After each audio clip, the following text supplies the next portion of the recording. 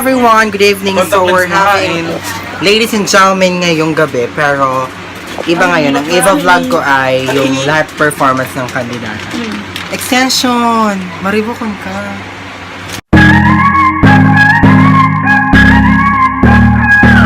Ako, 6:59:41.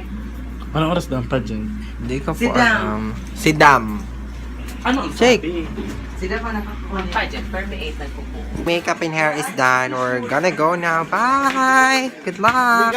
Nangarag na yung hair. Hindi, suotin ko lang. Hindi ko sinabi yung suot naman kay alam.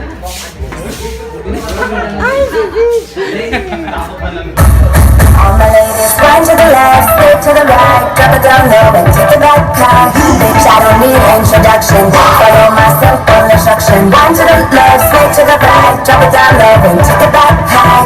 Bitch, I don't need introduction, follow myself on instruction.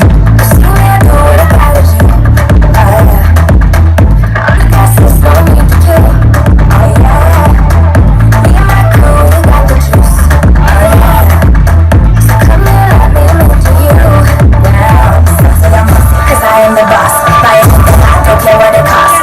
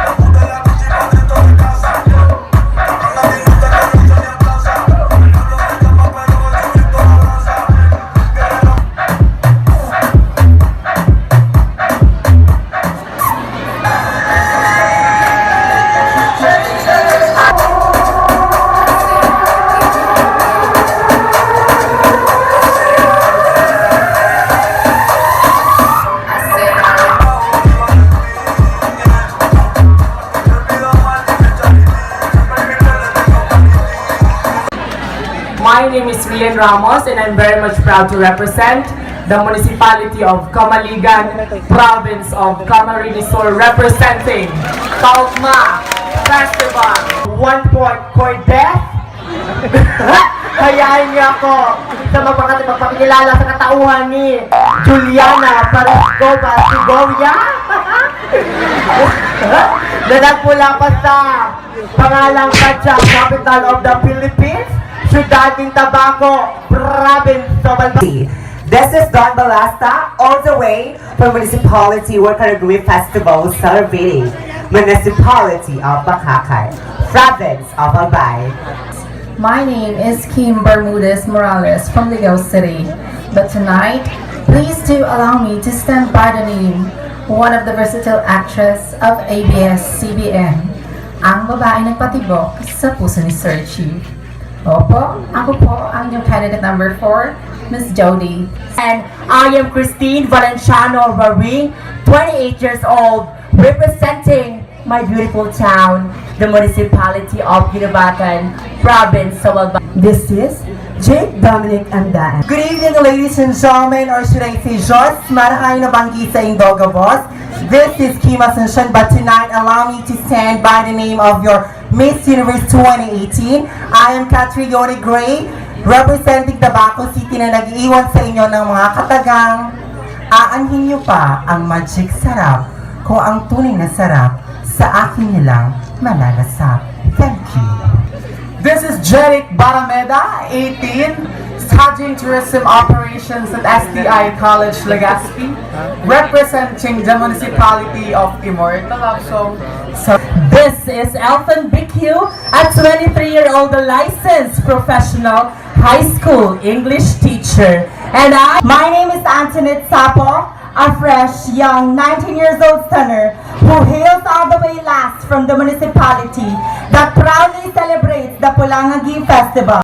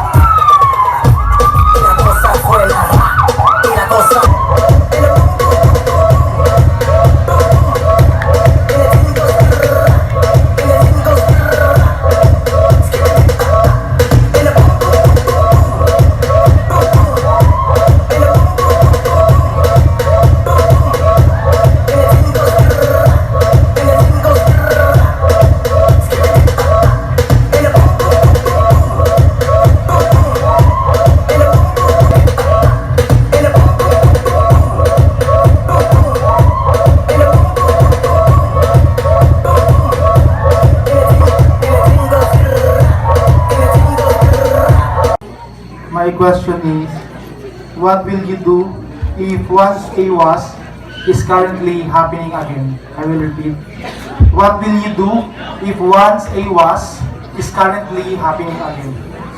wow, that is indeed a very challenging question. Let me just reiterate the question because the microphone seems to be not audible. It is, what if what a was is happening again? Alright. Wow. It is indeed a pressure in my part being the first candidate to answer the question, being the first one to create a standard in terms of intelligence. Ladies and gentlemen, it is already dictated that history repeat itself. What a was, from my teacher in English told me, was happened in the past. So what shall we do if that happened again? One of the examples that is currently happening right now is the martial law. It happened before, it is happening right now in some part of Mindanao. But as a human being, should we dwell in the past? Or should we focus more on what the future will upload us? Ladies and gentlemen, if the things that will happen in the past will happen again, I believe that we have learned from it. We, as a Filipino citizen, as a human being, had already made a lesson learned from it. And if that will happen again, we are ready to fight for it. So I believe that the freedom that we are expressing right now, we owe it to our ancestors, to the heroes that we had before. It is now our responsibility to protect it, to nurture it for the future generation. I believe if the past had been repeating over and over again, we will be the warrior who will defend our freedom and our present. Because the only thing that we can hold as of this time is the present. Because yesterday had already happened and tomorrow will just happen. So hold on to our present and be prepared. That would be all. Thank you so much. So, bago magsimula si candidate number 2, palakpakan muna natin siya pagpa-boost ng confidence. So, nabunot niya is si judge number 8, Mr. Joel Balia. Hi, candidate number 2. Hello, sir. Okay, here's my question. If being beautiful comes from within, then why does being physically beautiful is a major requirement in joining pageants? Again, if being beautiful comes from within, then why does being physically beautiful is a major requirement in joining pageants? Sir, pwede po Tagalog.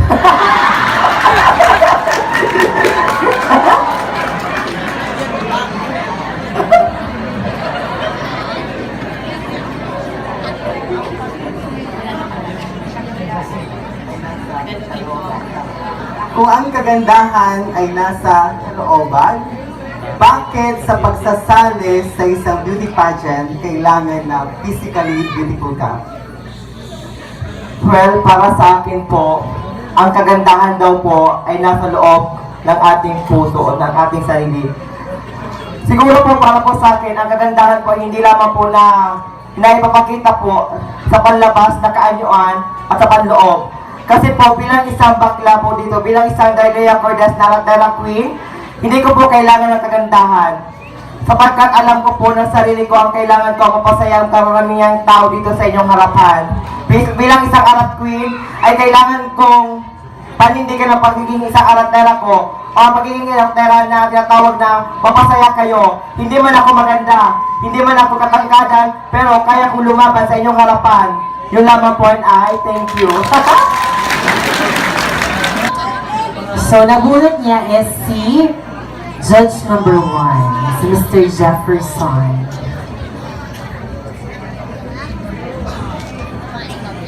Hello, good evening, candidate number 3. Hello, sir. You're from Makakay? Apo, sir. Me too. One of us. My question is, describe the qualities of a judge in a beauty pageant. I'll repeat. Describe the qualities of a judge in a beauty pageant. Okay, thank you so much for the question. When it comes in a beauty pageant, so it has a judge. To judge the candidates under aura, intelligence, and wittiness. So what is the qualities of a judge that they have? Especially they have intelligence, they have the sincerity, and especially they have the ability to choose who are the most intelligent or who are the next to be crowned as Miss Gay. Because ladies and gentlemen, that qualities, that is the best things that judge have. Because in that way, they will choose the best of the candidates. And that will be me. Thank you so much and good evening. Thank you. Ayan. So, magkasunod lang po ang kanilang nabunot. So, sinusunod sa judge number 1, malamang lead judge number 3, malamang 2. Judge number 2. Palakpakan naman natin muna si candidate number 4. Hello, candidate number 4. Hello po. So here's my question. As one of the members of LGBTQ community, what advice can you give to a person who still hides his or her gender preference? I repeat. What advice can you give to a person who still hides his or her gender preference? Okay. Let me answer what comes to my heart, comes to my mind.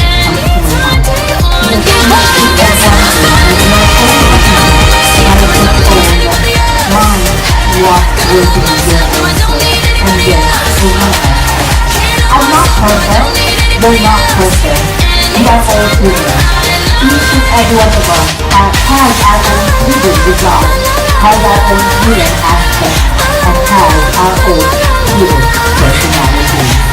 So for me, what we are to do is people who always hide themselves for what they are. Just people, ladies and gentlemen, talk to them and say, you should not hide for what you are. You should not cry what other people might see, what is your outside personality. but look upon yourself, what you are, what God has created you as person. Always put this in our mind that it is not the person who will judge you at the end of the day when we die. It is God Himself who will get our flesh and who will receive our soul in eternal bliss. So ladies and gentlemen, if you hide something in yourself, definitely you will not grow what you are, but you always be less for what you did. Because most important thing to do is what will you do towards other people and show to them what you can give. Thank you so much. Hello, candidate number 5. Hello po. So my question is, how will you explain to a young individual your personality as homosexual? How will you explain to a young individual your personality as homosexual? Okay, thank you so much, sir, for that very wonderful question. You know what, why we have beauty pageant? It is not just actually just showcasing our talents and be happy and expressing ourselves, but it's also a platform for us to inspire many people, because sometimes we are being discriminated not because you are judging us, but because of ignorance. That's why how will I explain to a young child, especially to the young ones who are watching right now, my personality as a homosexual. Ladies and gentlemen, I believe that words are not actually enough.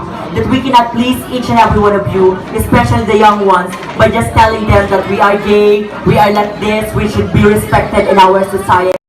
But nevertheless, ladies and gentlemen, our action that makes them realize that we are not actually a man, we are not a woman, but we are homosexual. We are part of the LGBT community. That I believe in this world is actually a plus that you have this LGBT community. So to the young ones, ladies and gentlemen, who are watching right now, we are not actually expecting that you are respecting us. You will respect us that fast. But sooner or later, you will realize our worth.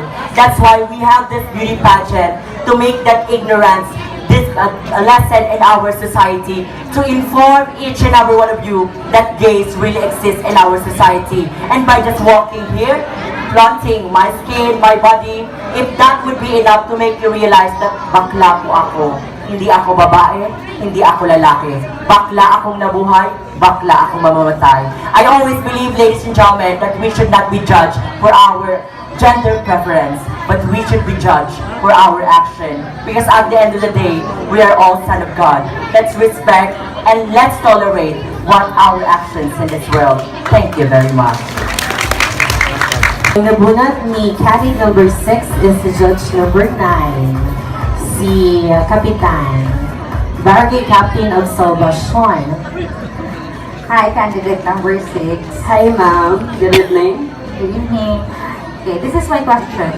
What qualities do you have that you think a Ms.Gay supermodel title holder should have?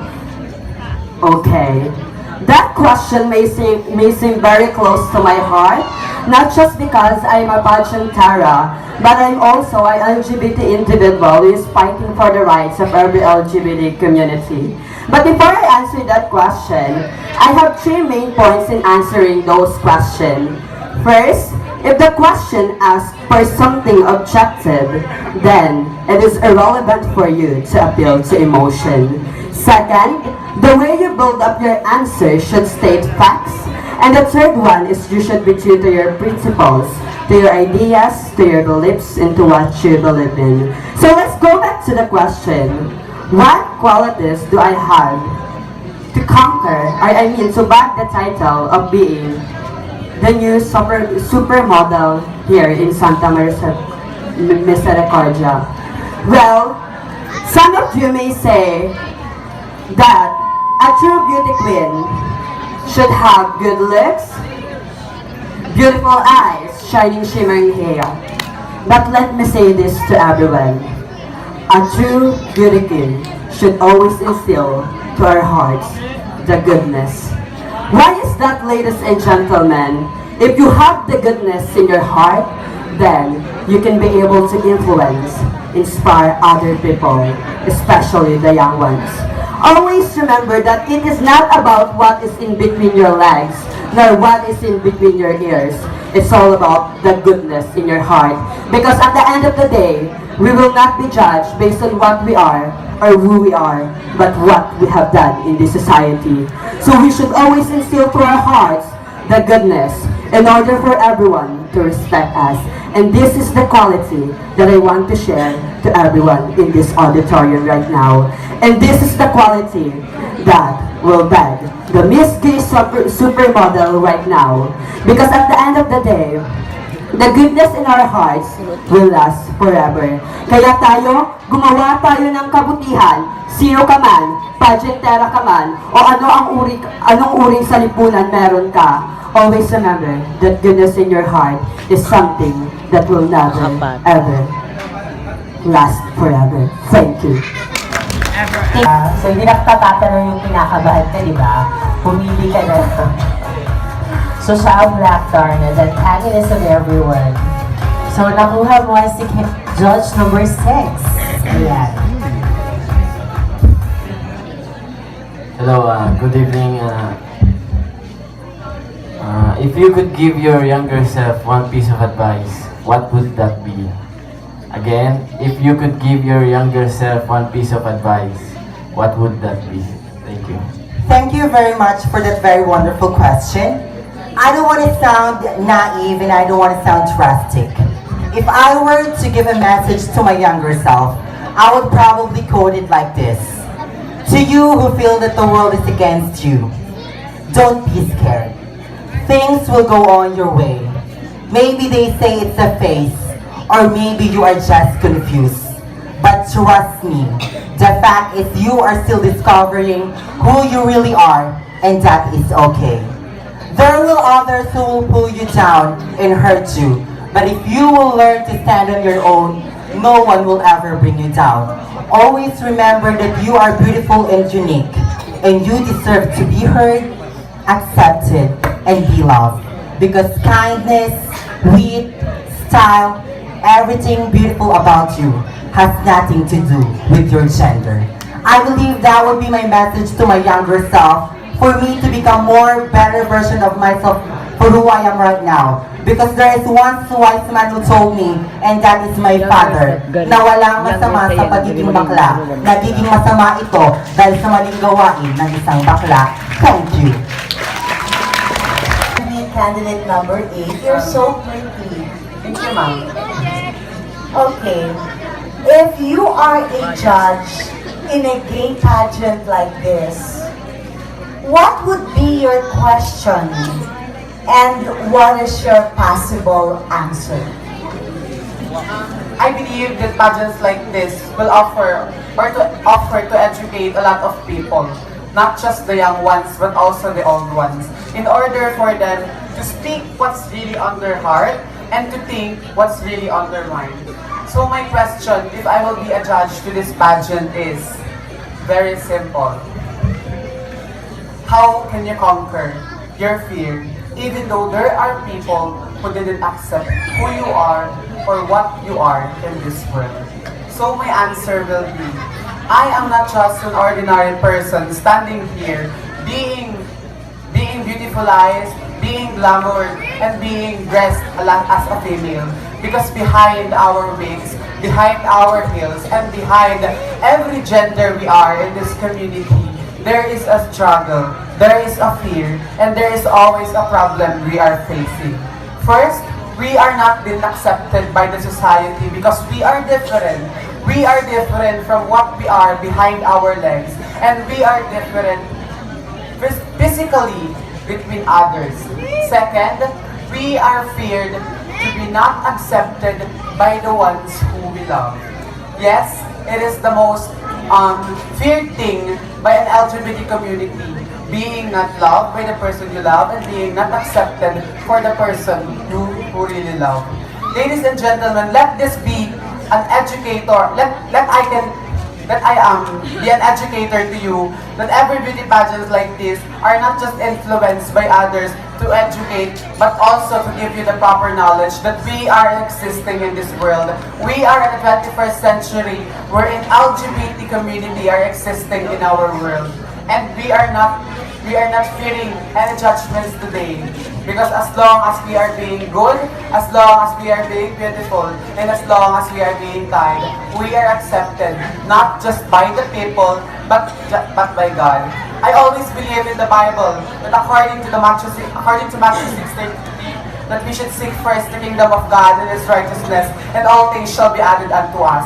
That's what I'm doing right now, conquering my fear to face you all. That I am not just beautiful, I am witty, and I fear God, and I also fear discrimination. But above all, To choose one, would you rather go left where nothing is right, or would you rather go right where nothing is left?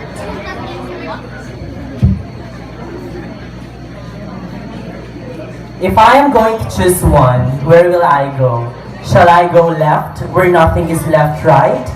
Or shall I go right where nothing is left? The question is really tricky, for we should use the concept of morphology in answering this question. In order for us to digest the essence of this, we shall distinguish which among these words are beneficial and are substantial. Left and right. Let us first define the two. Ladies and gentlemen, when we speak of right, it tells us about the right things. When we speak of left, sometimes that means the opposite. If the left has nothing right left, and if the right has nothing left, where shall I go? I believe that I will go to the left where nothing is right. Why? Because I am not going there to submerge myself in the negativity or in the ocean that will drown me into the deepest part, which is so dark, into an abyss where I cannot escape anymore. But I will go there to serve as the light, the smallest dot that there can be, so that this dark abyss will be enlightened. I believe, ladies and gentlemen, that a dark place is never too late for it to change. It has been dark because the people are no longer exerting effort into turning it into something light. Therefore, if the people there are no longer functioning properly, there is a need of an external factor that will help save it from despair. And I should be that factor, because I believe, ladies and gentlemen, that as a gay person, as an educator, and as a teacher, my purpose of living is not just to live for myself, but to create a positive change in the lives of others. And that I can do in a place where hope is nowhere to be found anymore. If they do not have hope anymore, then I should be that for them, because I am oozing with it. For I also came from a place of darkness. Therefore, I have to turn this place into a light place. And I believe, ladies and gentlemen, that if I already influence someone there in that place, that one person will not just be fed for a day.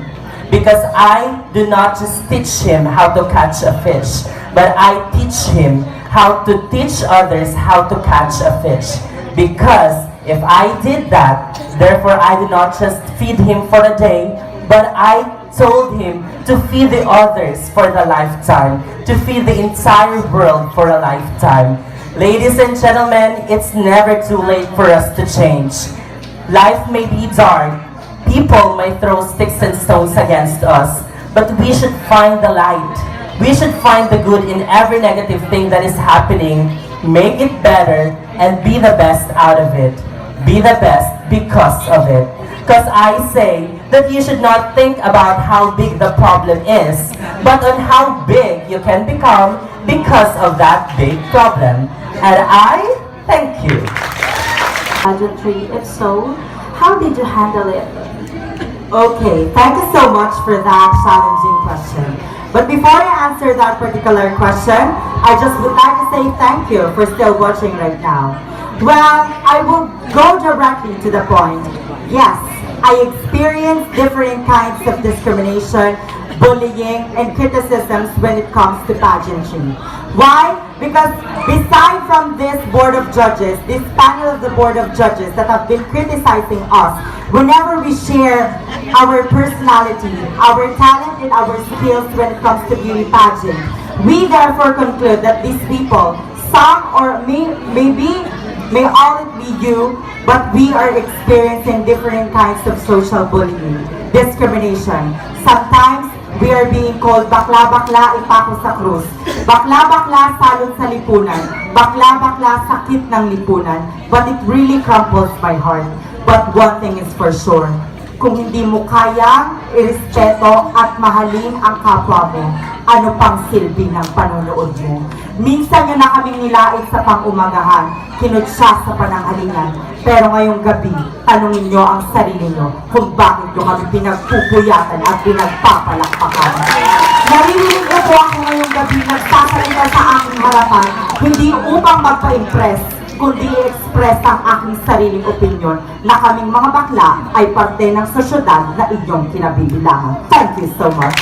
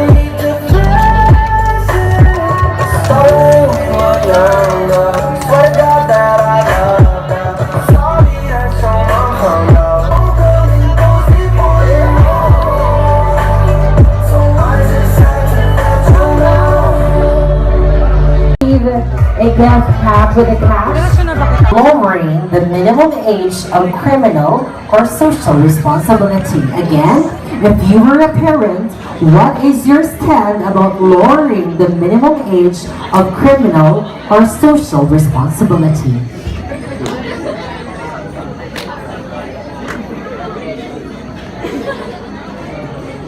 Okay, thank you so much, Azor, for this question. You know what, ladies and gentlemen, it seems that I just wanted to simplify the question. If I am in favor of lowering the minimum age of criminal or social responsibilities. Well, ladies and gentlemen, even though I'm not actually a parent, but it seems that actually there are a lot of crimes that committed at the very young age. So now, ladies and gentlemen, it's very hard for us to decide that we will we will criminalize these young ones who is actually the hope of our nation someday. Ladies and gentlemen, as a human being, as a Filipino people, as a Filipino citizen, and definitely as a Roman Catholic, definitely I am not in favor of that. because it is actually the responsibility of the parents who should nourish and value the child to have a better future, not to commit crime. Because at the end of the day, ladies and gentlemen, that young innocent mind can actually be taught by the children, and learning starts within our home. So it is the responsibilities of the parents. It is not actually the responsibilities of the teacher. No, though there are actually responsibilities of the teacher and the people in the society. But nevertheless, ladies and gentlemen, it always starts within our home. So, ladies and gentlemen, I am not in favor of that, because we should not put our hope of our nation in the jail, but rather teach them to have a good values in life and to be a successful person, because someday they are really the hope of our nation. So tonight, ladies and gentlemen, this is actually a relevant issue nowadays. So it is actually it is not yet approved in the Senate. So what we should do until it is not yet approved, it is in our hands. It is in the hands of the parents. The should nourish your children to have a good values in life, so that they will not commit crime. Because it is your responsibilities as a parent. Thank you very much. Thank you very much, candidate number about lowering the minimum age of criminal or social responsibility. Again, if you were a parent, what is your stand about lowering the minimum age of criminal or social responsibility? Before I answer the question, I would like to say that my mother always told me, answering a question doesn't depend on the length of your answer, the Bible verse that you can memorize, the laws that you know, nor the hypothetical words that you can define. It is always an answer coming from the heart. It is indeed true that this particular issue is very evident nowadays. Are we in favor of lowering down the criminal justice to 9 years old as per the proposition of our lawmakers? Well, I believe in what God Jose Rizal had said. Ang kabataan, ang pag-asa ng bayan. We should always firmly believe that a 9-year-old child is innocent. When I was a kid, I am just playing around the bushes with my friends. I don't know what the meaning of killing. I don't know what is the meaning of rape. I don't even know what's the meaning of drugs. Because I was 9 years old. Ladies and gentlemen, 9 years old is very innocent. Should we imprison them? Or should we blame ourselves? Should we blame the adult right now? Because of taking care of those kids, we are letting them explore internet. We are letting them being exploited outside the streets. Why should we take a deeper understanding of what are we doing as the current leaders of our country? We should not imprison those children. Rather, we should nurture them. We should love them. We should give them all the attention that we have, so that there will be no other people who would exploit them outside the street and use them to criminal things. Why should we imprison them if we can use the current laws that we have to strengthen it and have more fangs and more teeth on it, so that those people who are using these children will have a higher ways of imprisonment, like reclusion perpetua maybe, instead of having these children who doesn't know what they're doing to be in prison. Ladies and gentlemen, we should always think that the leaders of tomorrow lies in our children. If we will imprison them at a very young age, can you imagine the future that we will be having? Can you imagine the Philippines that we will be living for the next 40 years to come, if we're already old and we cannot do anything? Before I leave backstage, I would like to say, imbis na ikulong, bigyan natin ang mga bata ng tulong. That would be all, and thank you so much. age of criminal or social responsibility. Again, if you were a parent, what is your stand about lowering the minimum age of criminal or social responsibility? Walang time. Okay, thank you so much. I have been asked by the panel of the Board of Judges, deeply coming from my heart, I know that at this very moment of time, question and answer portion is not to impress each and every one of you, but this is to express our own opinion, our own thoughts, and our own sayings regarding the question that was being bestowed upon us. So going back to the question, if I were a parent, what is my stand about lowering the minimum age of criminal of social responsibility? Well, I know for a fact that when I was a kid, my mother is always telling me, "Nah, you can never go wrong with kindness." And at the end of the day, as long as you do have the good things, the good attitude, and the good character that you have within your heart, then definitely you will never commit a mistake nor a crime. So I always believe, my dear friends, that no one is above the law. As long as you commit one mistake, well, definitely you are going to be justified by the law. If you are going to be capable of that mistake, well, then you will be judged. But if not, you will be set free. Because at the end of the day, the truth will set you free. This minimum age of criminal social responsibility has never been an issue because age doesn't matter. After all, if you commit a crime, you will always be punished by the law. Because nowadays, 15 years old or minimum age of 15 years old has committing rape, has committing different kinds of suicide, has committing different kinds of social bullying, has committed different kinds of cyberbullying. And I know for a fact that no one is mistaken with the law. As long as you do not violate the law, and as long as you do good things to other people, but then definitely each and every one of us will find that forgiveness, will find that justice, but beyond the law. At naniniwala po ako sa kasabihang, hindi ka man maging bata o matanda sa paningin ng batas, as long as ikaw ay gumagawa ng kasalanan sa kapwa mo, hindi ka magiging tama sa mundo. Dahil iisa lang ang ginawa ng Diyos, ang mabuting tao. Yun na lamang po ay nakasalalay sa inyong mga kamay kung kayo ay magiging masama. Because at the end of the day, what matters most is not what or how you have become in one society, what gender status, what gender preference, or whatever you have between your two legs. But after all, you will be judged as to how you do good things to humanity. Thank you so much.